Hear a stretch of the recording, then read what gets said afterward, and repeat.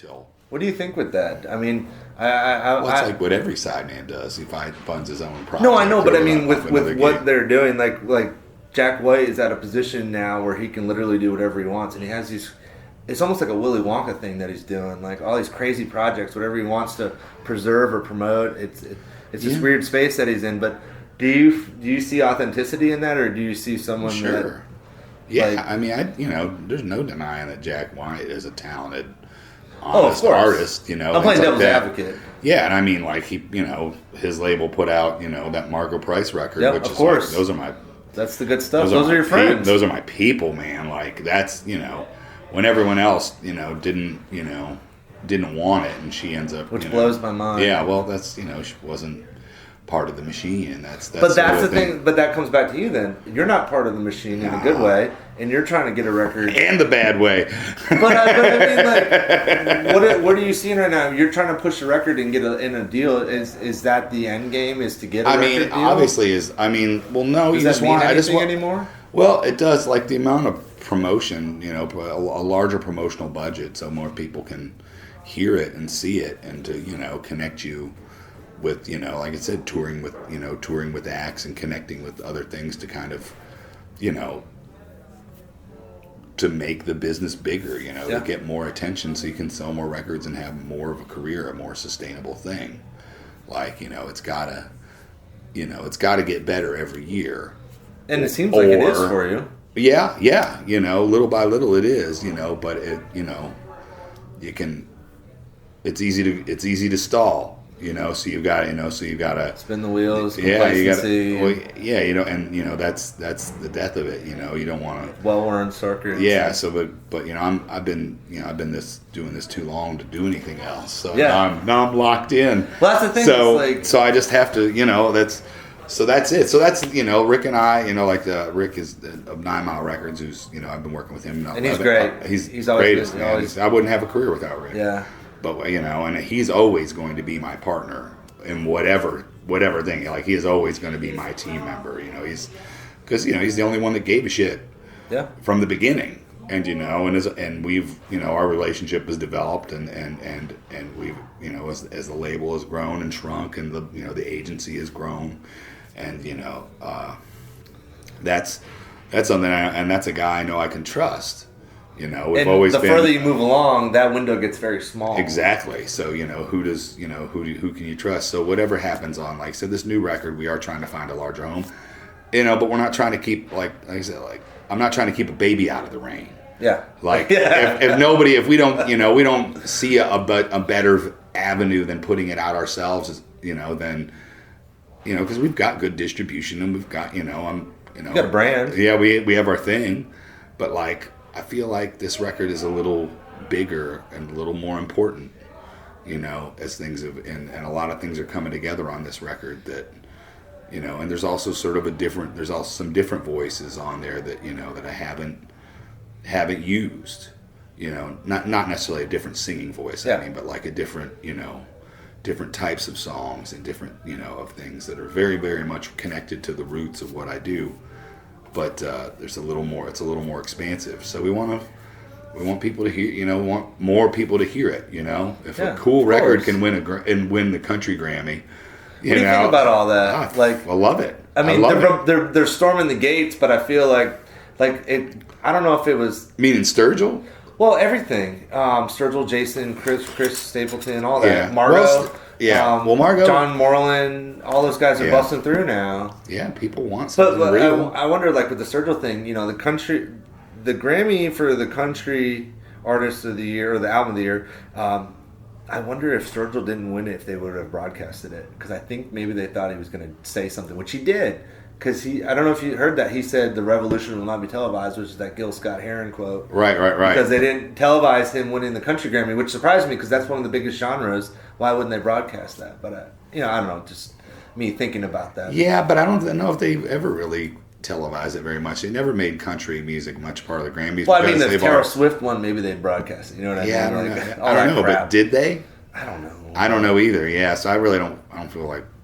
What do you think about all that? I mean, that they are storming the gates. They found a way through, and now it's shaking things up. But, people, you know, it's funny, like, people are so, like, music is so fractured and things like that. And obviously, like, major labels and radio have a thing together, and that's, you know, it's a thing that's... Well, they say this is brand X, and only brand X is this. And those things that we don't understand, we throw in Americana. Right. That's the whole catch-all. That's right, but I mean, they, you know, I don't get it. You know, there are some good singers and stuff and good out there. I don't dig a lot of just production. Do your own thing. That's the only thing you can do. But it's just, I don't listen to it. But I'll listen to a Sturgill record. I'll listen to a Margot record, you know. And there's a lot of good music coming out of East Nashville right now. Yeah, I mean, like, I don't know. Todd and Aaron and... Yeah. It's getting tough for everybody to stay on the east side, I feel like, you know, because now that Nashville's cool, like, everybody's getting the rent, you know, the rent jacked up. Where are you gonna go? They're going to go to Madison, which is a little north of town. Well, how do you measure success these days? How do you measure success? Being able to, you know, pay your bills on time, I guess. I mean, like, you know, what, you know, I don't ever even, you know, think about it. To be like, well, yeah, I would like to be, you know, it'd be nice to be on TV. It'd be nice to be, you know, play those, you know, Conan or something like that. Do those shows, you know, millions of people see you. I mean, I guess that's the thing. But it goes back to what you said earlier, and I agree with you that anything, like, I'm a writer. I don't make any money. I make enough to just pay my bills and put gas in my truck and move to the next show. And it's one of those things that in the beginning of your career, you have to have that conversation, that hell or high water, this is what I'm going to do, because that sometimes can be the only thing that gets you through some of these obstacles, you know? Right. And then you get to a point where now I've been a writer for 12 years. It's like, well, this is the only thing I know, so I'm just going to keep doing it. You know? Yeah, and there's a lot, but, you know, because you love it. You have to love it. There is, and but, you know, there were points, you know, I'm just like, you know, what am I trying to, you know, accomplish here? Is, you know, what I'm trying to accomplish, is this, you know, this sustainable? Is this worth it? You know, so if it doesn't get better, you got to think of a different plan or something like that. And I've been lucky enough to let it get a little better. Yeah. Because I really don't have any sort of, you know, skills. You know, other than doing this anymore. You know, it's been, you know, I've been out of school for 20 some years. You know, it's like, I don't even know what I do. You know. Now, I've known for a while, and you and I have talked about this. You ended up in Arkansas, and you mentioned it tonight at the show. I've been through Uruguay Springs. It's beautiful. It's gorgeous through there. But I've never asked you this, though. What the fuck? How the fuck did you end up down there? I was house sitting for a friend right after college, and I was just... Where'd you go to college? Oh, Kent State. Okay, so that's how you know all those riffraff that I knew. Yeah. And then I was just house sitting there, and I made some friends, and when the house sold, I just stayed for about, you know, almost 2 years. What did you learn there? I mean, I was touring. I started touring. Like I started opening for this guy that lived there. Was a blues rock guitar player that you know, was like a national act and stuff. Who's that? He was a guy named Jimmy Thackeray. Okay. And he broke his foot and asked me to go out, you know, work for him. I drove my van, and, you know, he rode with me, and I lifted the gear and stuff like that. And so for the first time, it was my first shot at touring. Yeah. And it was, you know, it was like, wow, this is, you know, legit. And now it was a long time before I could do a tour like that, you know, to build up to that, but as a support act, you know. Well, it seems like that was a big thing. So I was like, well, I'm on my way, you know, I'm doing my thing. Yeah. And, you know, I was able to make a little bit of money, you know, and save it and pay rent for, you know, like 4 or 5 months. So I had sort of some coasting room and started writing songs.